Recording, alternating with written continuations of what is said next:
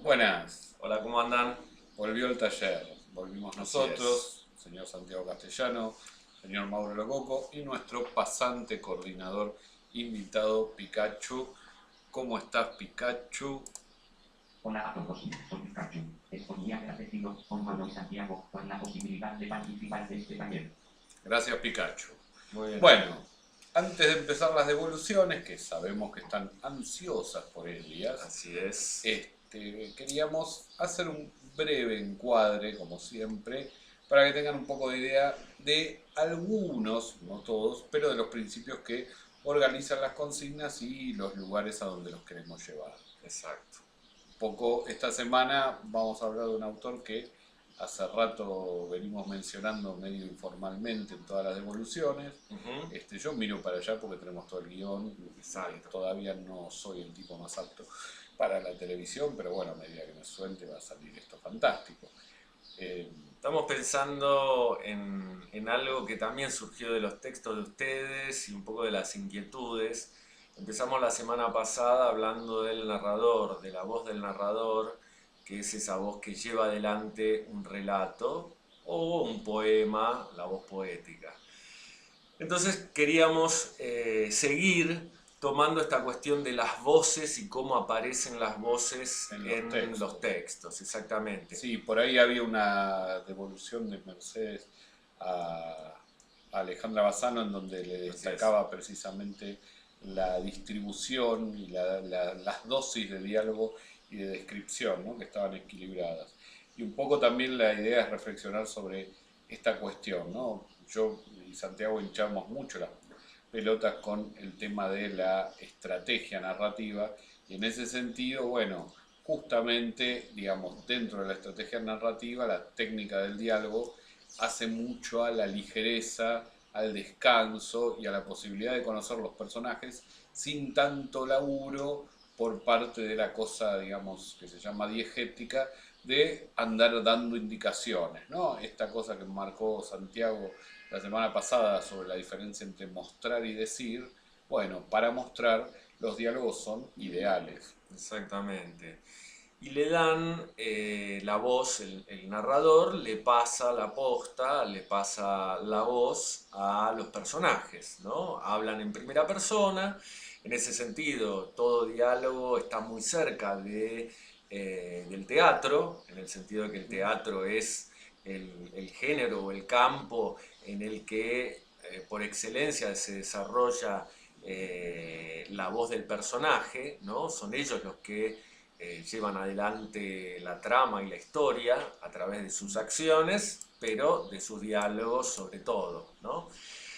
Entonces, y ahí hay algunas cuestiones técnicas que tienen que ver con el uso de rayas de diálogo, Comilla. el uso de comillas, la elección que uno toma para llevar adelante y marcar la diferencia entre estas voces particulares de cada personaje y la voz del narrador o de los narradores, ¿no?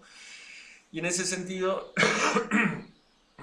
también hay una cuestión que tiene más que ver con, que es previa a estas cuestiones formales, que es poder empezar a desarrollar el oído, atender, ¿no? No hay una receta para escribir buenos diálogos.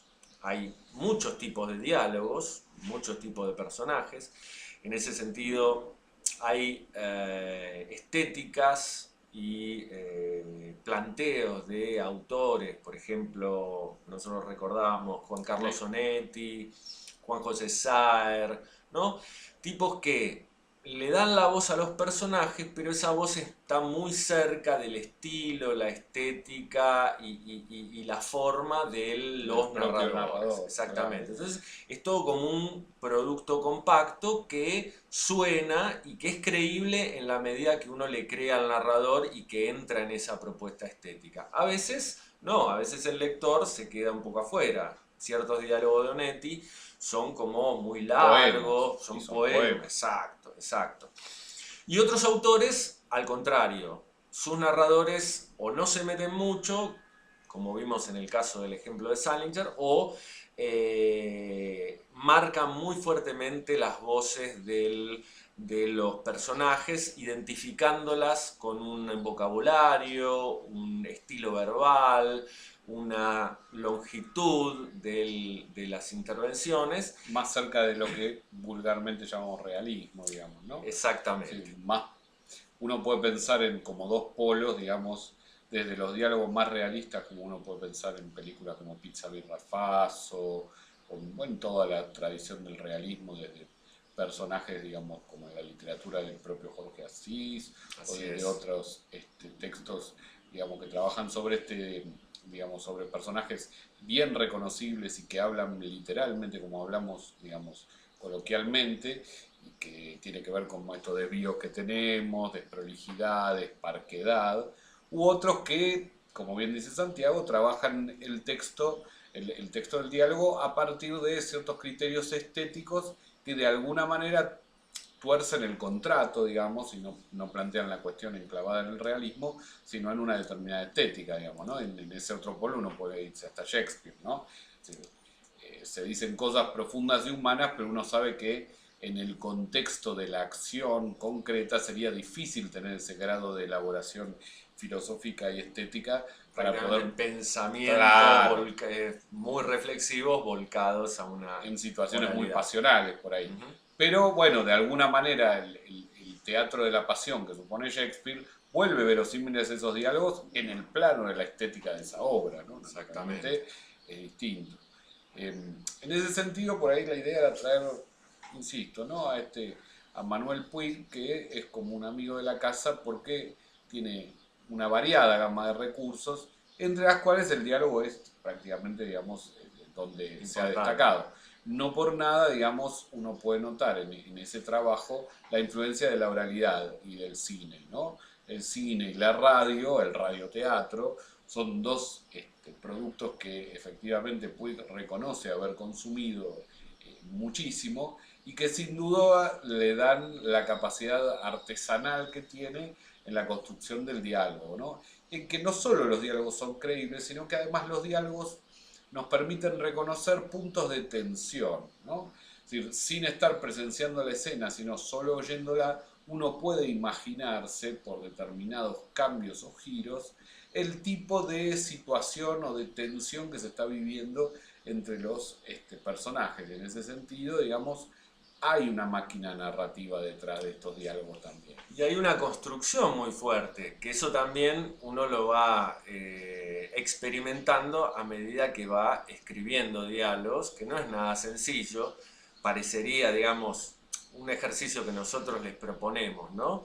Estar atentos en la semana, van en colectivo, están en un bar, a escuchar a la gente que habla, ¿no? Escuchar si pueden anotar o tirar algo, copiar algo, o si no recordar y después tratar de reproducir, aunque sea dos frases, ¿no? De dos personas distintas que están dialogando. A veces uno simplemente está más atento y le queda una frase porque le resultó algo significativo en lo que Por el dijo, contenido. o la forma en que lo expresó, ¿no? Un chiste, un remate, ¿no? Entonces, ese es un ejercicio lindo para empezar a entrenarse, ¿no? Entrenar el oído. Por otro lado, uno se da cuenta que eso que escuchó, cuando lo vuelca al papel, no es exactamente igual. Tiene que hacer algunos cambios, tiene que acomodarlo, porque efectivamente en la escritura hay una reconstrucción de esa oralidad. Si uno copia directamente lo que uno, por ejemplo, esta conversación que estamos teniendo nosotros dos, vista en el papel y leída, va a tener repeticiones, esos furcios que van a ser excesivos. Entonces uno tiene que acomodar, dejar alguna señal Exacto. de la oralidad, pero no abundar y dejarlo todo igual, porque efectivamente es un plomo, ¿no?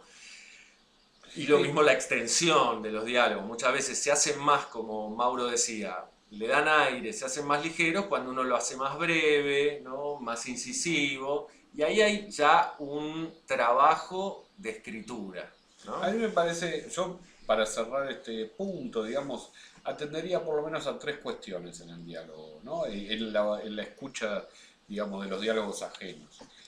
Por lo menos creo que estas tres cuestiones son claves a la hora de componer diálogos.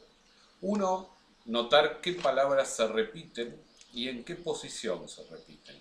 Hay gente que termina todas las frases con pero, ¿no? Y uno dice, bueno, ¿y qué hay en ese vacío que viene después de pero? Pero bueno, es un pretexto que el hablante a veces tiene para cerrar, porque naturalmente no tiene la gramática presente en el mismo momento que está hablando.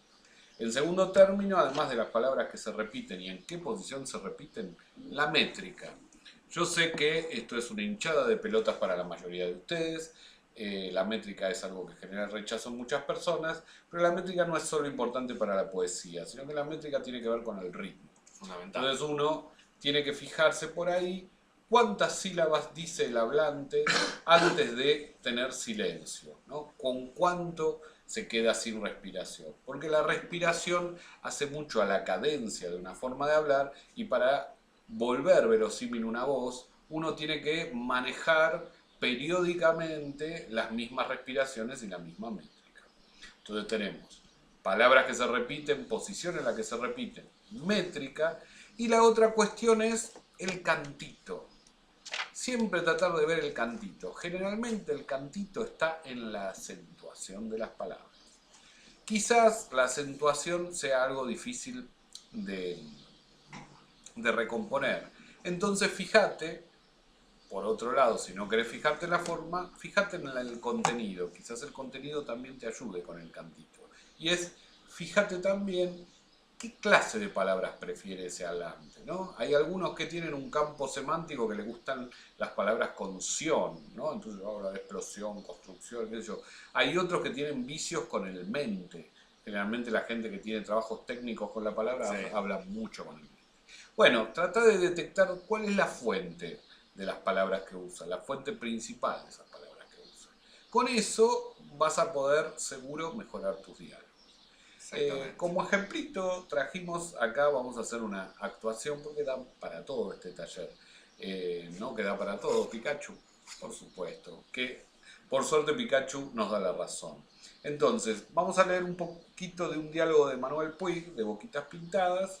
Duodécima entrega.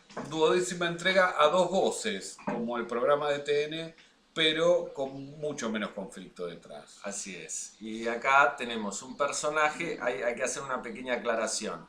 El diálogo tiene dentro de ese ida y vuelta entre las dos voces de Celina, que es uno de los personajes, y la viuda, que es otro personaje, que se encuentran, ¿no?, en ese momento, tiene los pensamientos que cada una está pensando en ese momento incluidos dentro del diálogo. Nosotros lo vamos a hacer como así el pensamiento para marcar la diferencia. Bueno, ¿se puede?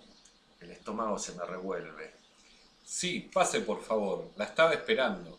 Qué arreglana, ya vino la petiza. Qué lindas que tiene las plantas, pero la casa da asco.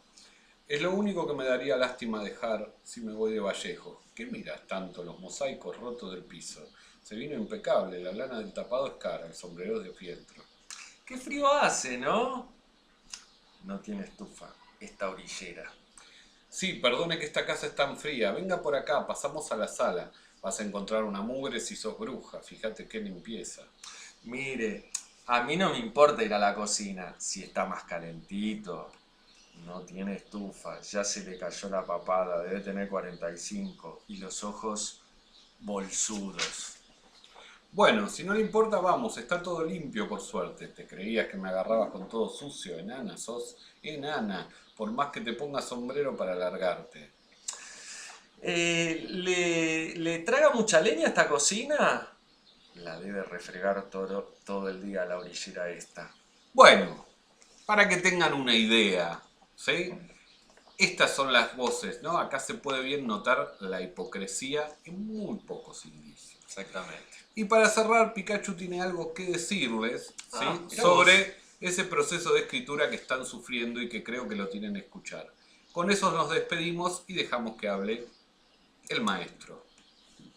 Lo que sucede con vuestros panelistas me recuerda algo que dijo Manuel Puig en una entrevista con María Esther Ríos. Escribirme demanda un enorme esfuerzo. Creo que allí, en esa resistencia a empezar, cada vez el terror a la página en blanco, darme una hora o dos. Te doy vueltas y vueltas y vueltas. Todos los días es lo mismo, desde hace 20 años. Más, hace 21 años, escribo y esto no cambia. Al contrario, cada vez se hace más difícil. Así que se pueden sentir acompañados. A Manuel Muir les pasa lo mismo que a ustedes.